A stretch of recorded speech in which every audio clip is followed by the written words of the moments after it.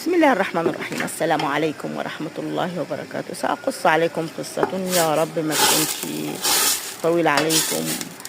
هي القصة دي يعني هي فيها عبرة وعظة. إن كان رجل شيخ كبير قبيلة، يعني كبير قوم، له إبل كثيرة وغنم كثيرة، ولكن كان يحرسهم كلب. هذا الكلب كان يحرس الغنم من الذئاب، فجاء أحد وقتل الكلب. فإذا أبوهما العجوز الشيخ الهرم يقول لهم: اقتلوا من قتل الكلب. فاجتمعوا الأولاد على أن أباهم أصابه الخرف وتركوا قاتل الكلب. كيف نقتل رجل بكلب؟ وبعد ذلك هجم عليهم اللصوص وأخذ كل الغنم وكل الإبل ولم يتركوا لهم شيئا. ففزعوا إلى أباهم وقال لهم: اقتلوا من قتل الكلب. فقالوا الرجل: إن أبانا قد أصابه الجنون، نكلمه في الإبل والغنم يقول: اقتلوا من قاتل الكلب.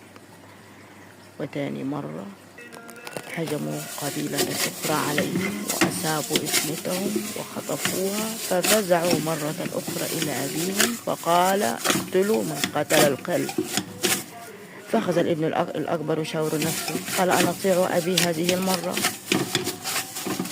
وننظر ماذا يحصل. فقتل قاتل الكلب. ففر ودار الخبر إلى الذي كبير العصابة الذي أخذ إبلهم وغنمهم، فقالوا إنهم فعلوا هذا مع قاتل كلب، فكيف يفعلوا معنا؟ ففي عتمة الليل فذهبوا وأرجعوا كل ما أخذوه منهم.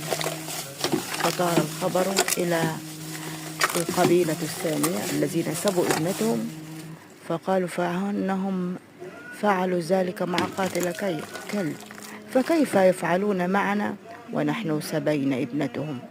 فارجعوها أيضا، بل خطبوها لابنهم الأكبر. فهذه العظة تقول: لا تتهاون في أمر إنسان يسيء إليك، فقد يجرؤ الآخرين عليك.